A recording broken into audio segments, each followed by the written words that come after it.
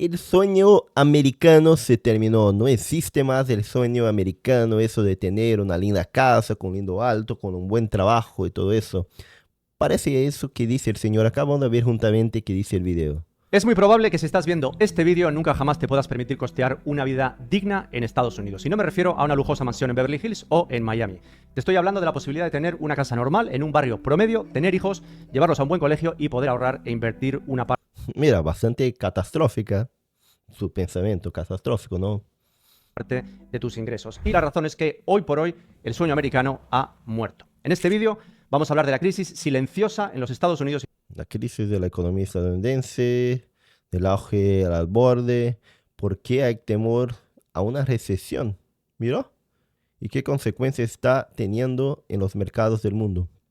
Bueno, creo que eso fue una de las causas por qué los americanos votaron a Trump, por la economía justamente. Pero seguimos. Y en general en todos los países de Occidente, incluido España. Vamos a entender cuáles son sus verdaderas causas y cómo Occidente ha pasado de ser rico y lleno de oportunidades a tener una población pobre, enferma y endeudada a más no poder. Y lo más importante, vamos a ver qué podemos hacer para no vernos afectados por esta situación, que os puedo asegurar desde ya que está camino de agravarse. Así que espero Mira, que os guste el vídeo. a grabarse. Su canal, ¿no? Libertad Virtual. Qué interesante, no conocí ese canal. Bien, para empezar quiero haceros una pregunta rápida. Si tuvierais hoy un gasto imprevisto de 500 euros o 500 dólares, ¿podríais afrontar ese gasto sin endeudaros y sin comprometer vuestra calidad de vida durante ese mes? Bueno, pues el 62% de los americanos, de los estadounidenses, carecen de 500 dólares ahorrados para afrontar un gasto imprevisto como este. Y aunque Entonces, 62% de la población americana no tiene 500 dólares ahorrados. Qué cosa, ¿no? Y decir la verdad, yo también no tengo. este dato pueda parecer absolutamente increíble, si habéis estado recientemente paseando por ciudades icónicas como por ejemplo San Francisco o Los Ángeles, no es tan difícil de creer. Seguramente habréis visto cientos o miles de personas viviendo en las calles atrapadas en un círculo de pobreza y adicciones absolutamente increíble. Bien, en Estados Unidos, el país que alguna vez fue un ideal de prosperidad y estabilidad para la clase media estadounidense, comprar cosas básicas como una casa o tener hijos se ha convertido en un verdadero privilegio exclusivo ya de las clases más altas. Durante la década de los 50, una casa promedio costaba alrededor de 7.354 dólares, mientras que Mira, 1950, una casa era 7.000 dólares. ¿Y cuánto ganaba la gente en esa época? el salario medio en esa época, anual, el salario medio anual, era de 3.300. Qué interesante. Entonces, bueno, vamos a decir que ahorrar por año 1.000 dólares, un tercio de su sueldo, en 7 años, podría comprar la casa, podría pagarla. Esto significaba que una Bueno, parece interesante. Hoy, en 7 años, ahorrando un tercio de nuestros sueldos, puede comprar una casa. El mío no le da. familia podía adquirir una vivienda con tan solo 2.2 años de ingresos. Este nivel de accesibilidad, junto con el auge económico después de la Segunda Guerra Mundial, marcó definitivamente el apogeo del sueño americano que todos conocemos. Tras la Segunda Guerra Mundial, Estados Unidos emergió como la potencia más poderosa del mundo. El crecimiento económico era absolutamente imparable. Los salarios permitían comprar de todo, comprar casas, 1 o 2 coches y pagar incluso la universidad con solo unos pocos años de trabajo. Fue un periodo de optimismo y oportunidades donde el sueño americano era alcanzable para la mayoría. Sin embargo, para la década de los 70 la situación empezó a cambiar drásticamente. El precio promedio de una vivienda ya había subido a 23.900 dólares, mientras que el salario medio anual era de 9.870, requiriendo ahora 2.4 años de salario para adquirir una casa. Bueno, aumentó un poco, pero sí, no aumentó mucho, ¿no?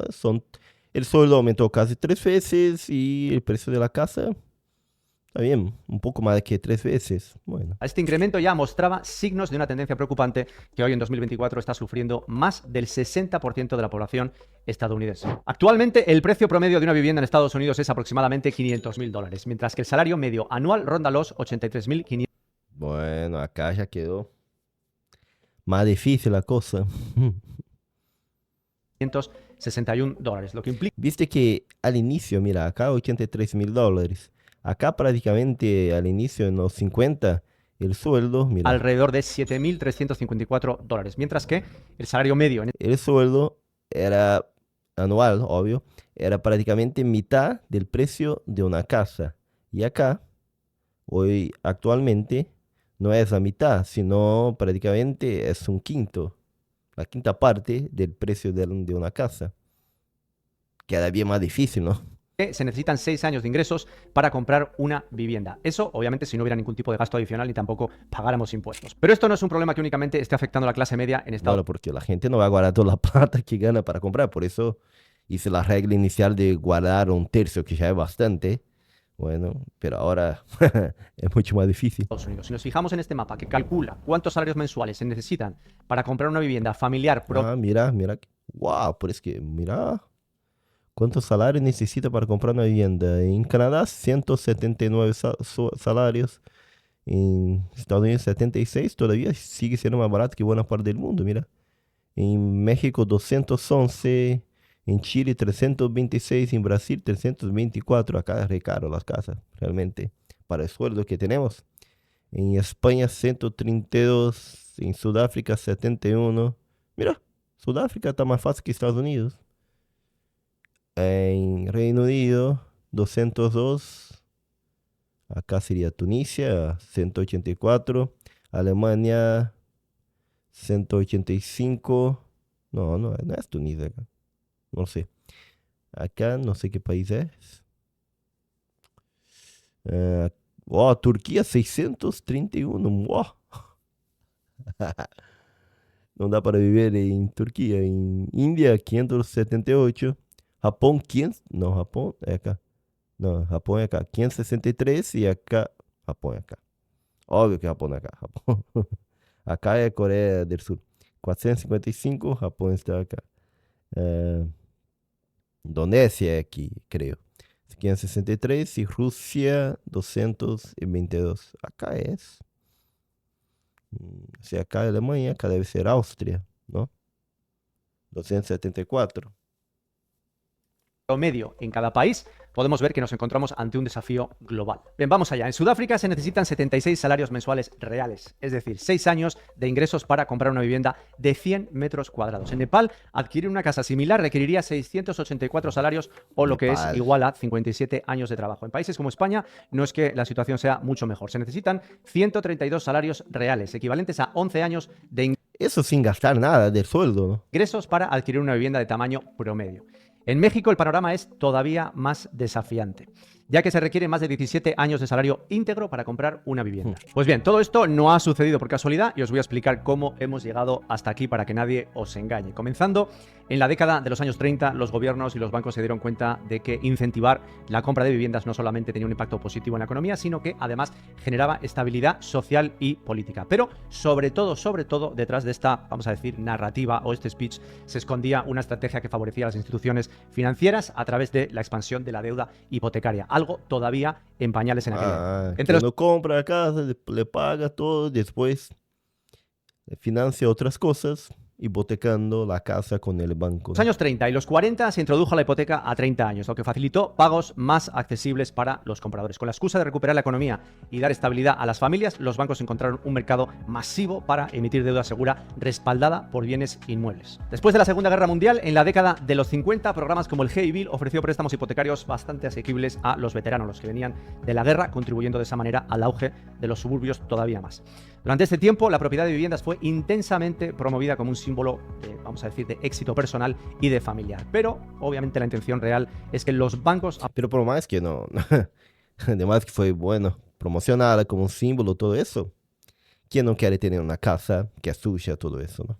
Aprovecharon para consolidar el sistema de securitización hipotecaria, que les permitía empaquetar hipotecas y venderlas como activos financieros, aumentando de esa manera aún más, si cabe decir, la emisión de deuda. Después, en los años 80, llega la desregulación de los mercados financieros y aquí es donde los bancos se ponen las botas. Comienzan a desarrollar productos hipotecarios más arriesgados o mucho más arriesgados, como por ejemplo las hipotecas de interés variable y las hipotecas subprime que todos conocemos o por lo menos hemos oído por ahí. Estos productos permitieron a los bancos emitir todavía más deuda mientras continuaban vendiendo, obviamente, la narrativa que comprar una casa era esencial. La narrativa era muy sencilla: alquila y tiras tu dinero. Comprar es invertir en tu futuro. Sonaba estupendamente desde el punto de vista de marketing, pero la realidad era que lo único que se quería hacer era expandir la emisión de deuda y el endeudamiento personal. Y cómo no, llegó la gran crisis del año 2008, el colapso del sistema. La culminación de esta estrategia llegó con la burbuja inmobiliaria de principios del 2000.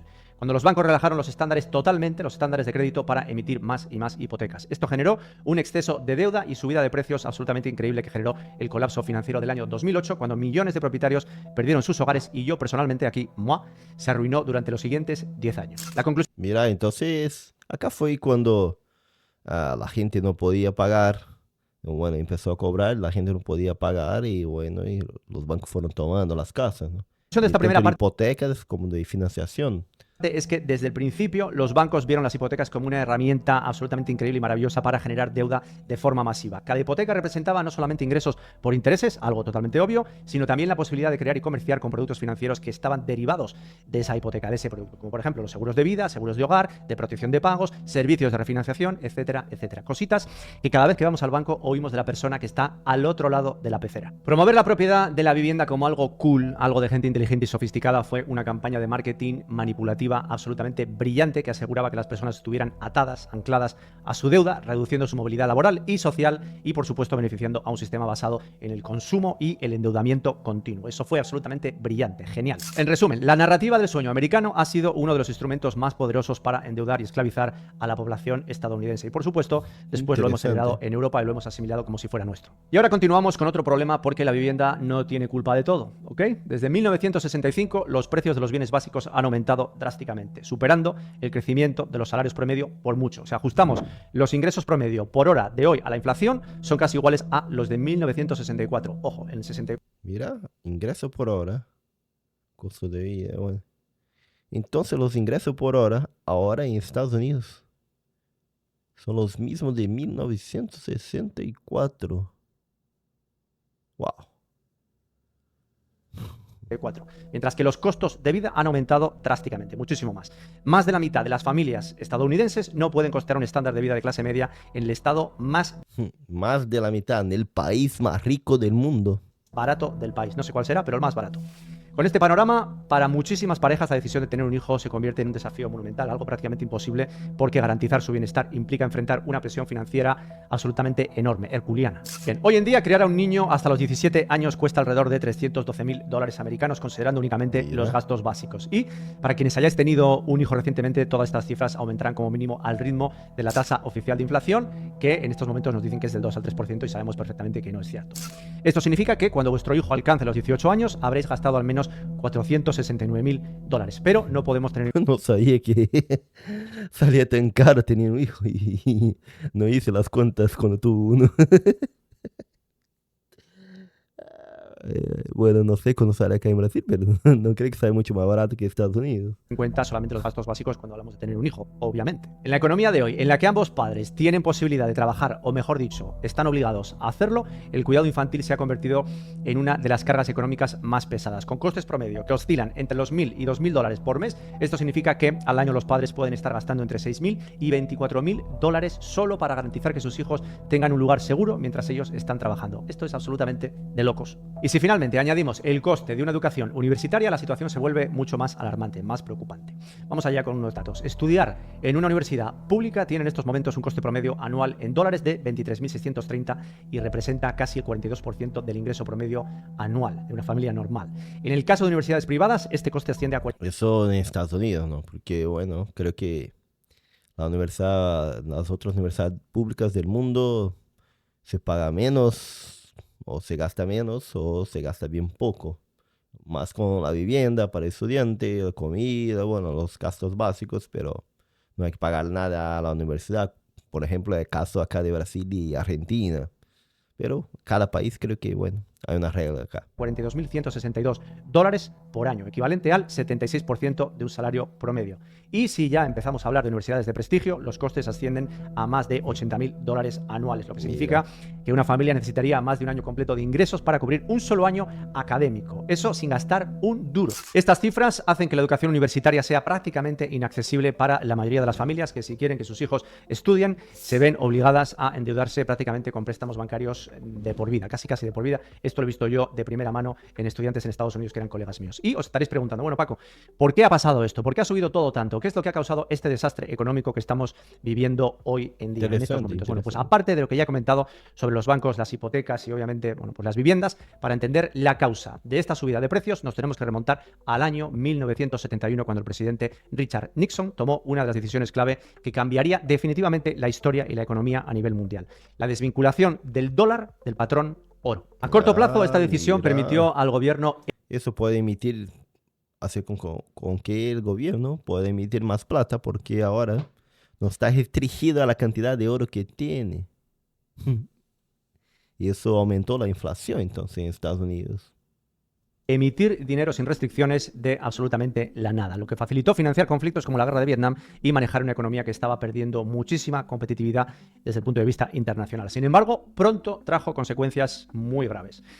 En los 5 años posteriores a esta medida, el precio del oro se triplicó, mientras que el valor del dólar cayó drásticamente. Mira, el patrón oro. Iniciando años de inflación absolutamente récord, casi jamás vistos. Durante los años 70, los precios subieron a tasas de doble dígito anualmente, erosionando aún más el poder adquisitivo de los ciudadanos. Bien, para que entendáis mucho mejor la gravedad de esto, tenéis que saber que la inflación es como una termita, como un animalillo que se va comiendo vuestros ahorros poco a poco. Cuanto más dinero se imprime y más dinero entra en el sistema, más sube el precio de las cosas, y tú no tienes ningún control sobre eso.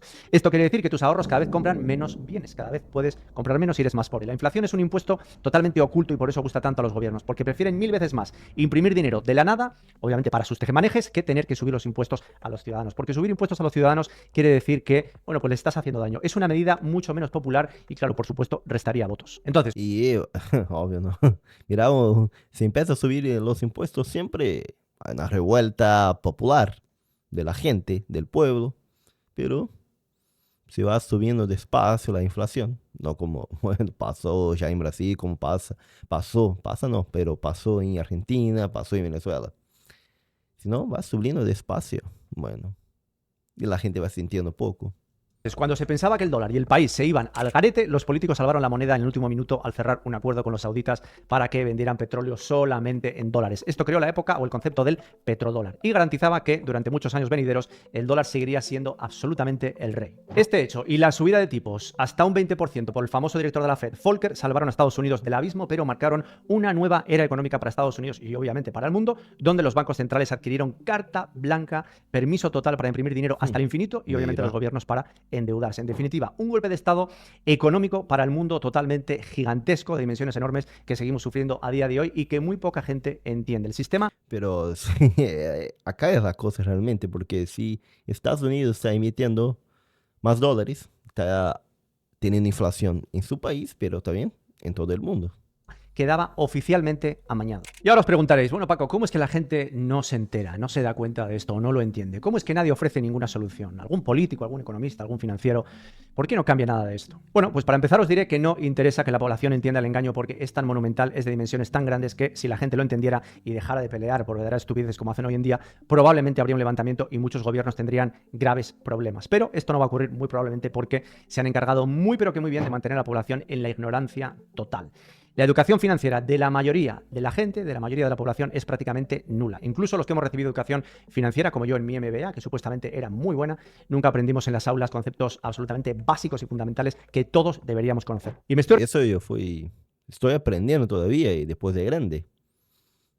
Refiriendo a conceptos tan fundamentales como la creación del dinero por parte de la Fed o cualquier banco central, el concepto de reserva fraccionaria en los bancos comerciales, sobre todo los que prestan dinero, o la diferencia entre moneda y dinero. Pero eso sí, aprendimos todo tipo de fórmulas, teorías inservibles y cachivaches para trabajar para el banco de turno. Eso sí que lo hicimos.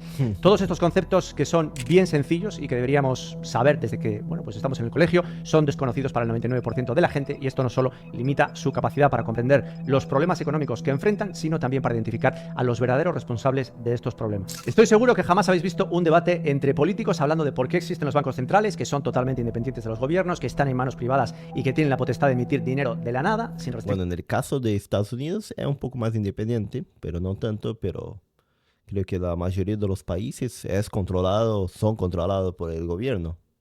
Bueno, en Brasil ahora dice que es independiente, pero y además hasta el infinito, mientras tú, por otro lado, tienes que trabajar diariamente por ese mismo dinero. La mayoría de los políticos tampoco es que entiendan cuál es el problema y los pocos que lo entienden están así, totalmente mudos, porque su puesto depende de ello y además haría reconocer que el sistema está perfectamente amañado. Pero es importante que tengáis claro que esta ignorancia no es un accidente, no ocurre por casualidad, sino que es el resultado de un sistema educativo que falla de forma premeditada y consciente. Vamos, que está todo planeado. Y esta situación no es nueva, tiene raíces históricas mucho más largas de lo que pensáis. Nuestro modelo educativo se basa en el sistema prusiano, que surgió en el siglo XVIII. Este sistema fue diseñado específicamente para formar ciudadanos obedientes y leales al Estado, priorizando la disciplina y la conformidad sobre el pensamiento crítico y la autonomía personal. Aunque han pasado siglos desde su creación, muchas de estas características siguen estando muy pero que muy presentes en la educación actual. El modelo prusiano no surgió básicamente de la nada, así de casualidad. Se inspiró en la educación espartana, que también ponía énfasis en el orden y la obediencia para mantener una sociedad dócil y controlada. Este enfoque fue adoptado por diversos países, incluidos Estados Unidos y muchas naciones hispanoamericanas, extendiendo su influencia a nivel global. Su objetivo era básicamente garantizar que la población estuviera siempre alineada con los intereses del Estado. Y puede decir que parece que no cambió muchas cosas desde que fue creado hasta hoy. Refleja perfectamente la famosa frase de John D. Rockefeller: no quiero una nación de pensadores, sino que quiero una nación de trabajadores. Mira. Durante los casi 20 años que pasamos en las aulas, en lugar de potenciar nuestra capacidad para cuestionar, innovar y tomar decisiones informadas y críticas, el sistema sigue favoreciendo que seamos seres dependientes e ignorantes para que pasemos el resto de nuestra vida sin explotar nuestro máximo potencial, haciendo siempre lo correcto, es decir, teniendo un trabajo de 9 a 5, sufriendo para llegar a final de mes y esperando la jubilación para por fin disfrutar de la vida. Y el resultado es perfectamente claro: sin una base sólida de educación financiera, la mayoría de las personas no solamente van a permanecer atrapadas en un sistema económico que no entienden, sino que además son más vulnerables a las crisis y manipulaciones políticas y financieras. Esto no solamente afecta a tus bolsillos directamente, sino también a tu capacidad para vivir con libertad. Bien, lo que todos tenéis que tener claro después de ver este vídeo es que el sueño americano hoy en día es inalcanzable si es que elegís el camino convencional. Tenéis que dejar de creer que el Estado está aquí para cuidaros, para daros cariño y que los políticos actúan pensando en vuestro bienestar. Nadie absolutamente... Los políticos pensando en nuestro bienestar. Bueno, no sé del país de ustedes, pero acá en Brasil, no están pensando en nuestro bienestar. Esto te lo puedo asegurar.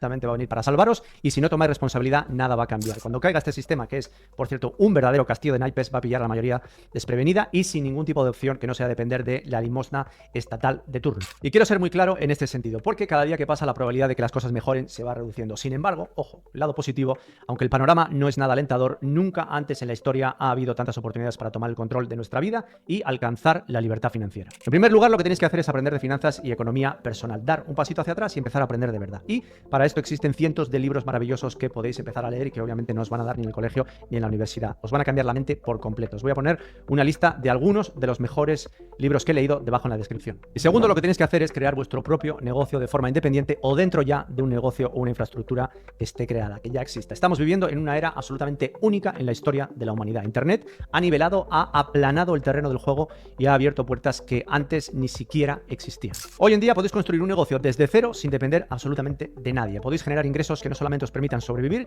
sino vivir con verdadera libertad, trabajando desde donde queráis, cuando queráis y con quien queráis. Y yo soy Acá está dando la posibilidad de abrir un negocio en la internet. Interesante. un ejemplo vivo de todo esto. Después de arruinarme completamente en la crisis desde el 2008, comencé mi negocio en Amazon en el año 2015 sin ningún tipo de expectativa y prácticamente casi a la desesperada. Y he facturado 40 millones de dólares en los últimos 10 años vendiendo en Europa y en Estados Unidos. Además, he creado una marca personal bastante potente y una formación con más de 15.000 alumnos de todo el mundo, a través de la cual muchos de ellos han conseguido la deseada libertad.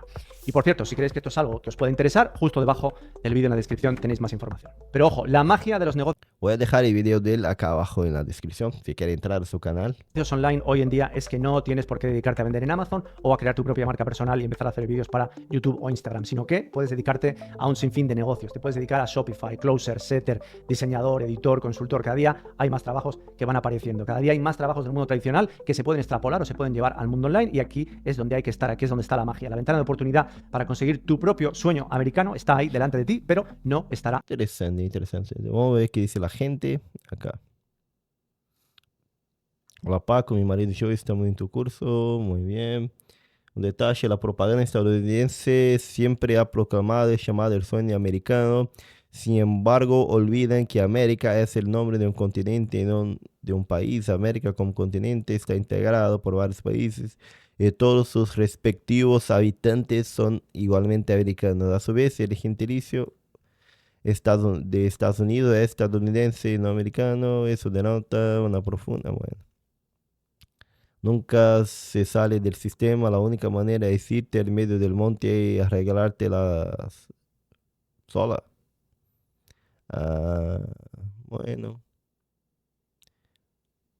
hace años, hace años las casas se compraban con las letras de la construcción directamente. En los 80 empezaron en España a meterse los bancos, hipotecas, y las subidas han sido bestiales.